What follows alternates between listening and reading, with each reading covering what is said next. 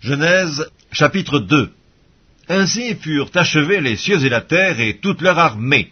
Dieu acheva au 7e jour son œuvre qu'il avait faite, et il se reposa au 7e jour de toute son œuvre qu'il avait faite. Dieu bénit le 7e jour, et il le sanctifia, parce qu'en ce jour il se reposa de toute son œuvre qu'il avait créée, en la faisant. Voici les origines des cieux et de la terre quand ils furent créés.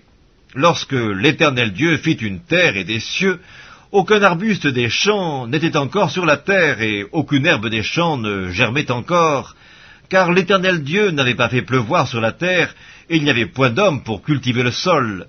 Mais une vapeur s'éleva de la terre, et arrosa toute la surface du sol.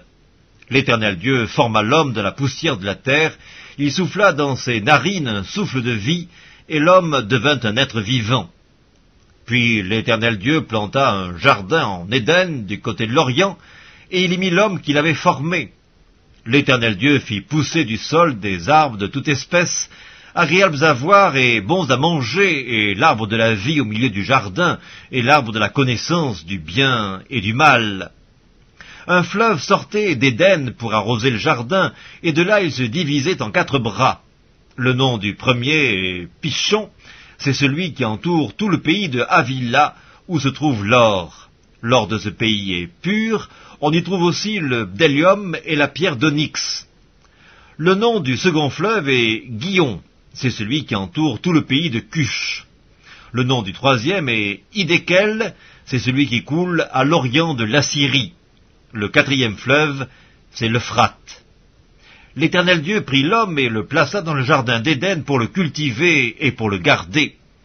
L'Éternel Dieu donna cet ordre à l'homme: tu pourras manger de tous les arbres du jardin, mais tu ne mangeras pas de l'arbre de la connaissance du bien et du mal, car le jour où tu en mangeras, tu mourras.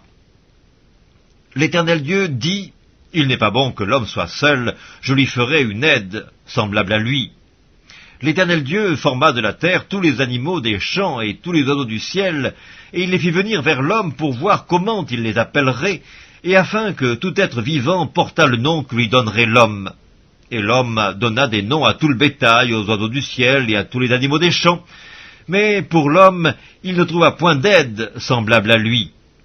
Alors l'Éternel Dieu fit tomber un profond sommeil sur l'homme qui s'endormit. Il prit une de ses côtes et referma la chair à sa place. L'Éternel Dieu forma une femme de la côte qu'il avait prise de l'homme, et il l'amena vers l'homme.